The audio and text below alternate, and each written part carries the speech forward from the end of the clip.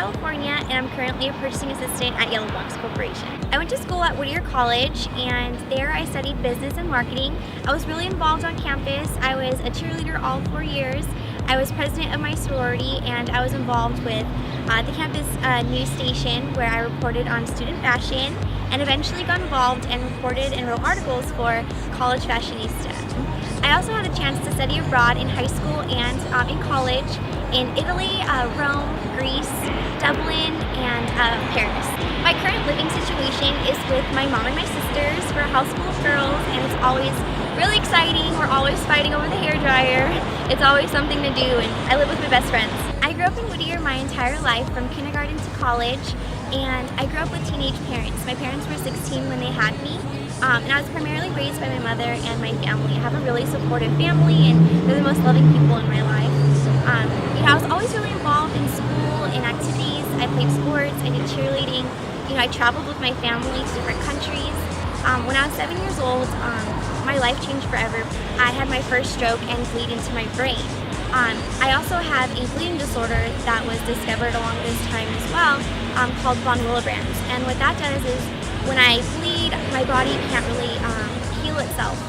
So when I have strokes, it definitely takes me a longer time to recover, and I did have a time where I wasn't able to walk, talk, or eat on my own, and I did have to go through lots of physical therapy to overcome these obstacles. And since then, I've had 7 strokes throughout my entire life.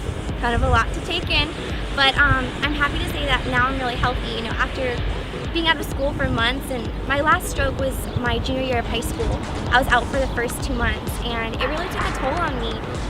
Throughout my life, I was really, embarrassed or depressed about it, but I really decided to change my life and start living it to the fullest. I eventually became really involved in high school, and I was prom queen, and I eventually went off to college, which was really a big deal for me because I didn't know if I was going to be able to do that for a long time.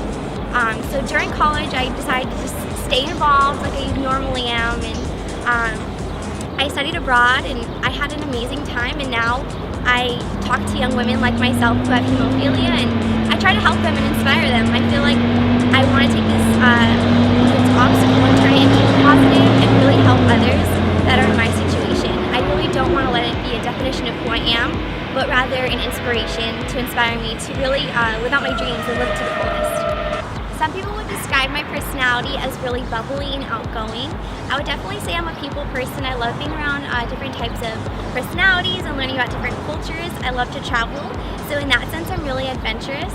I would definitely say I'm a look for the bright side kind of girl, happy-go-lucky always.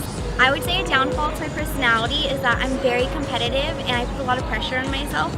I feel like I'm my biggest critic sometimes, and my biggest competitor at times. I feel as though I work really well in groups. I've always been in group environments, whether it comes to school or social stuff or with my friends. For Nordstrom, I had to do a group project with them, and we had to get that project done within 2 days.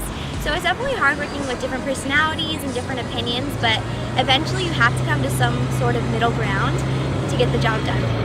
I love fashion. I love the fashion industry. I think ultimately fashion is an art. Originally, I would say that fashion in my life started off as a therapy for me. I spent my summers, countless summers, sketching my own designs, making my own magazines as a kid, and it helped me take my mind off a lot of things I was going through. Eventually I asked my aunt how to teach me how to sew, and I made those creations come to life. From Barbie doll clothes to dresses, anything and any material that was around the house, I pretty much made my own creation. And eventually I didn't really realize it could be a career for me until I hit college. I started reporting for my campus news station on college fashion, and then I started reporting for College Fashionista for their website, and I ended up getting multiple internships within the fashion industry, and that's when I truly fell in love with the business itself. My biggest role models in fashion are Rachel Zoe and DBF, of course, because they're both the definition of poise and class. They're the epitome of hard work in the industry. I read both of their books, and I just highly admire them, both as women and as fashion icons. I received my degree from Whittier College. I have a bachelor's in business and marketing, and I decided to really incorporate fashion into my studies while at school. So while most people were like doing their projects on Apple or Microsoft, I was doing mine on H&M and Forever 21 because I really wanted to relate those business concepts to fashion ultimately. My first internship was with Bonnie Teagle at Entertainment Tonight and The Insider. I was a broadcast journalism intern there, and I got to go to a lot of premieres, red carpet events, interviews, and transcribe for them. It was a lot of fun. My next internship was with Styles for Less, and there I worked within the buying department for them. And that's when I really was able to see how like a fashion company really works together to create this common goal and how each department really functions. My next internship was with Daily Look.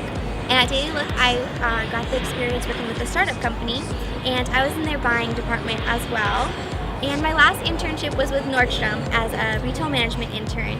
And that was so much fun. I got to go to a lot of different regional sessions and do projects for them.